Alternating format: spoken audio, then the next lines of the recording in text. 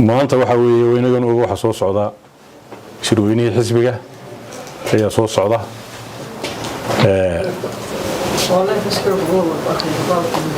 shirweynahana xaq waxa loo leeyahay in xeerkii xisbiga wax laga bedelo oo qodobada qaar la bedelo qodob cusub oo soo diro waxa weeydeeno hore waxa loo sameeyay laba xil oo aan inta badan ku xusnayn xeerarkii baarlamaanku sameeyay ee dhismaha xisaabta labada xil waxa kala haayeen gudoomiyaha ku meel gaarka iyo hogaamiyaha qodobka nooc markii la sameeyay waxay ahayd oo raggii sameeyaan kamid ahaa in xisbigu xaq u leeyahay xeerar iyo xilal kale wixii u baahdo marka maanta waxa la gaaray waqtigii xeerka dib loogu noqon lahaa beriga waxa ku qorayd gudoomiyaha ku meel gaarka markuu xisbigu guuleysto doorashadii 2017kii in madaxweynuhu 45 maalmood gudahood xilka gudoomiyaha ku wareejiyo gudoomiyaha ku meel gaarka iyadoon tartan la gelin iyadoon cid kale lala kalsan iyadoo cid kale la weydiin xeerkii baa lagu qoray maanta isbedel baa iman doona xeerka isbedelkaasi labada xeel ee gudoomiyaha ku meel gaarka iyo hogaamiyahaba waqtigoodu u dhamaaday structure-kii hore xisaabtu lahayd baa lagu soo noqonaya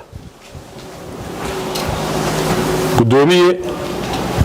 iyo gudoomiye ku xigeenno sida dimuqraadiyadu milguhina farayana xilalka waa loo tartamaya xil meel qof loogu qorayaa oo leeyahay qofkaas iska leh ama reerkaas iska leh ma taalo xisbigana milgihiisu sidaa ma aha reer meel wax loogu xardho leeyahay xilka adiga kaliya iska leh iyo qof meel wax loogu xardho leeyahay adiga kaliya iska leh ma jirto dimuqraadiyadana faraysa in xilalka loo tartamo taasi waxa weeye waa qaacida aan laga gudbi karin waxa taala markaa gudoomiyaha xisbiga waa loo tartamaya dad badan baa xaq u leh inuu tartamaan dadkaas uma kamid ah anu waxaan dheerahay dadka ma jirto ragga xaq u leh inuu tartamaan ayuu ma kamid ahay go'aanka inaan tartamina aniga iska leh cid ila wadaagta oo xisbigii ma jirto aniga ilaahay iyo qoyskayga ayun bay ka dhaxaysaa marka anigu duruufo badan xeerinaya waxaan go'aansaday inaanan tartanka loogu jiro gudoomiyaha ka qayb gelin oo aan tartamin sabab aniga ay gaara iyo marxaladda maanta xisbigu marayo iyo xisbigii oo maanta aanu ku wadno inuu noqdo xisbiga Soomaaliland ugu xooga badan oo xisbiga maanta ummadoo dhan ku soo socoto weeye marka inaan chance iyo dadkii kale tartamayay oo inta waxaan soo ahaa ninka labaad xisbigan soo ahaa imika 5 sanadood ku dhawaad hawl wixii aan qabanayna waan qabtay ismanalkii waxba kugu baaqday xisbiga odayaashiisaan kamid ahaa hogaankiisaan kamid ahaa talooyin badan oo bixiyay baa lagu shaqeynayay oo lagu guuleystay maantana waxaan go'aansaday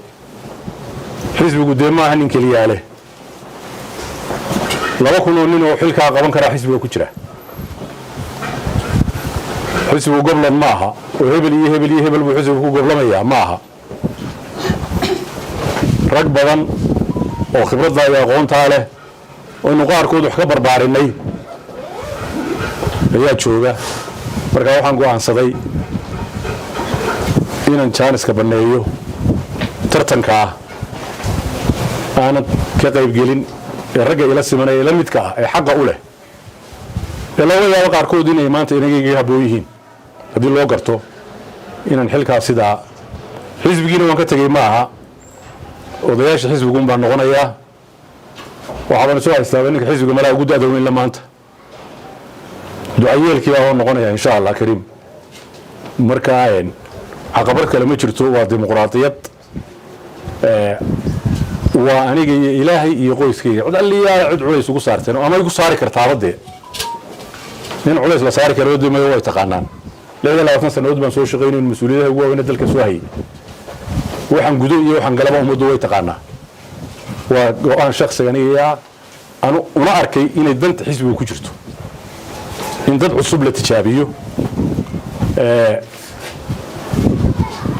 sanadkaa inooga hadhay doorashadana in la isku lagu duwado